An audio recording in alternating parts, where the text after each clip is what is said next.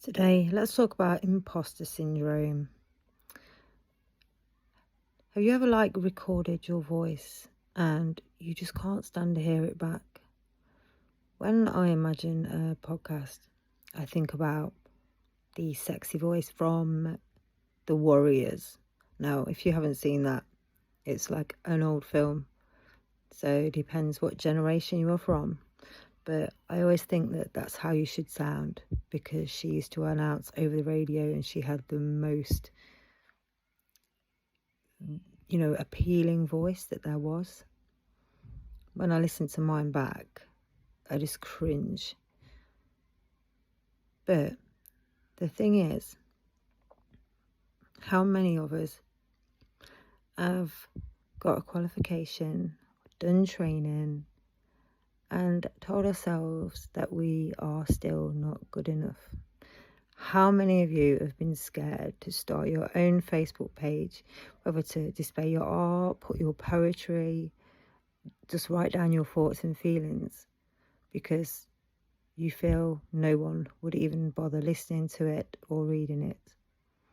Now, I have had imposter syndrome for many, many years.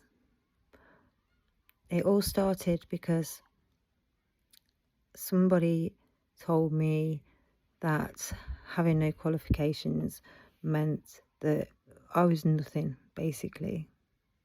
So I started on this journey, going through the motions.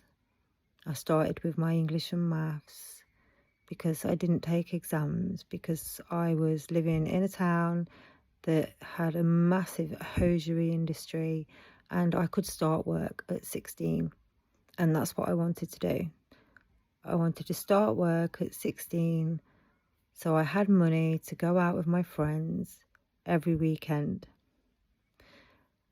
Now, I was happy doing that, but as the years went on and I realised there was many jobs that I could not apply for, I even joined an agency once, and because I was a person that had piercings and tattoos, they told me I would never get an office job, even though I was good with computers and I did have a good grasp of English. I really, really enjoyed French at school. It's not that I couldn't pass my exams, I just didn't want to. I did not want to stay on school for those extra months when I could have started work. So that's what I did. But in time, that got used against me over and over and over again.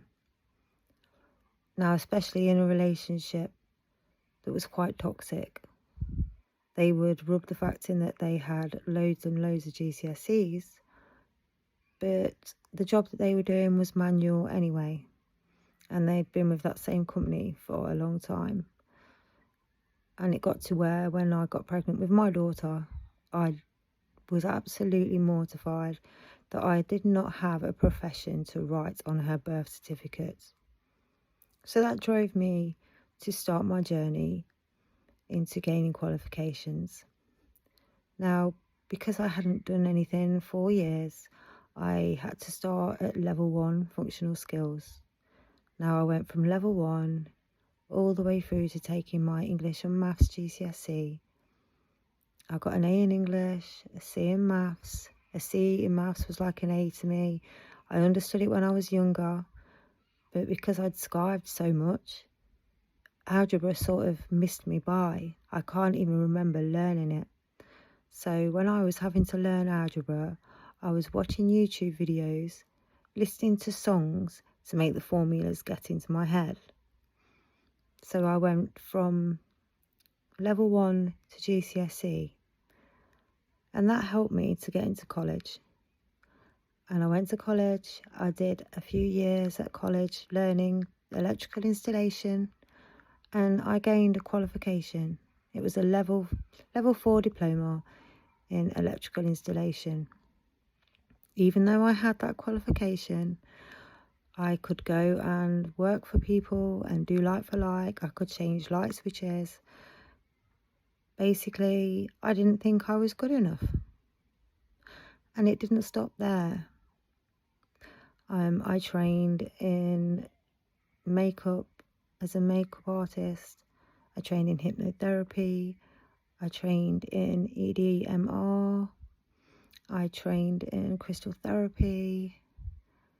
And recently I trained in counselling skills. I'd also trained to be a coach. Not just any coach, I was trained in neuro. And I still, to this day, feel like I am an imposter. Because I spent so much of my life not really having any qualifications.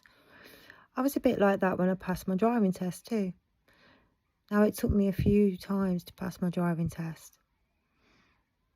But again, my daughter gave me that boost and I went for it and I passed it.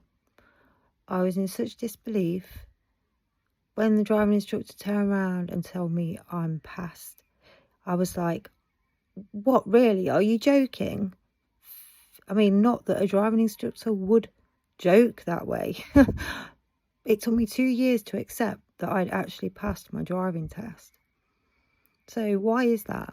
Why is it that I have such a hard time giving myself credit for anything that I've ever done? I think it's to do with confidence and self-esteem. And I know that a lot of people